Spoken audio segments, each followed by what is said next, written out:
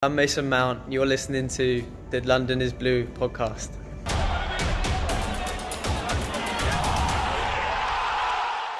Kind of bridging a little bit of, your playing days and today, we did get a question from Discord, and they said, which players, maybe including yourself, from your time at playing at Chelsea, do you think would fit into Lampard's current team?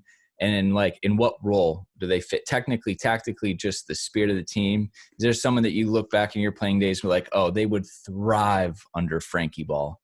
I think it was a guy called Mickey Hazard. I just look at good technical players. And he was a very good technical player, playing in a time where it was hard to be a technical player because pitches weren't as good. Football and style was kind of much more up and down, possession of maximum opportunities, thumping the ball up long, that sort of stuff. And if you're a good technical player, you had to do a lot in a very limited amount of time on the ball. So Mickey Hazard was a bit like that. A player that would do better now. There's a guy in my team called Colin Pates. Anytime, ended up going to Arsenal. He was a skipper of our team.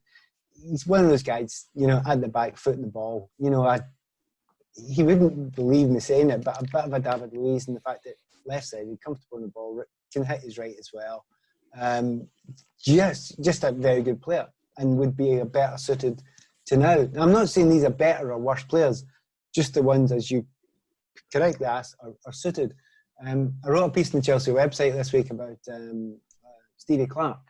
Mm-hmm. And Stevie Clark would waltz into the current setup, not just at Chelsea, just at the modern game as well, because he was a modern technical footballer who could play right back, centre midfield, any of those positions. I played with Scotland. And again, if any of you maybe not have read the article I wrote, but I also played for England with Clarkie. How embarrassing is that for a Scotsman? Not something you hear every day? Yes, but we played for England, or the English National League, against the rest of the world. And certainly Mr. Maradona and Platini were playing against us that day. Brilliant. Clarkie and I were the ones that were chosen. So Clarkie was, even at that time, thought by many people as, the best technically that we had. So he certainly would have done really well in that period, in any period of football.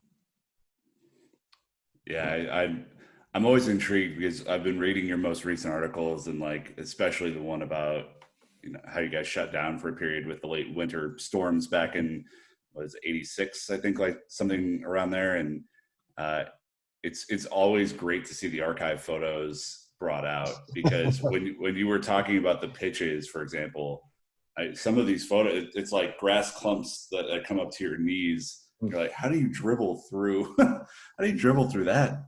Yeah. Well, to be honest, one of the big things about it is the worst part of the pitch was the middle. So stay out wide and you can it kind of helped a wee bit. But you're right. There were occasions I played in my career you actually couldn't run with the ball. I remember I played for Scotland once against Luxembourg, and you just couldn't run with the ball. The grass was about yay long, and it was bobbly underneath. And I've got the manager telling me to dribble, and I'm going, what? Maradona can dribble in this stuff. I can remember taking Ken Bates, our old chairman, out once. It was near the end of the season, and our pitch basically looked like, if you've ever been to Iceland, there's a road between Keflavik and Reykjavik. It just looks like the moon. Well, it looked like that, not the road, but the kind of granite, the surface, the lava at the side. And I took Ken Bates out and I said, look, I want to show you something. I've got a ball, and I just rolled it across the pitch. And I said, just watch that. And the ball's gone like that all the way across. You need to get some new pitch, mate. And he went, nah, it'll be okay. And just walked away. And he just, the amount of money you'd need to get a new pitch. Now, we were a good technical team, but we'd play against teams that were just kick and run teams, and it would suit them much better. So, definitely the case. It was a little bit harder at certain periods of time. I'll be honest with you, it's a great question. When I left Chelsea, and I had a number of choices of where to go, one of the major factors was, what's the home pitch like? How good is it? And the best one in the country at the time was Goodison Park, Everton.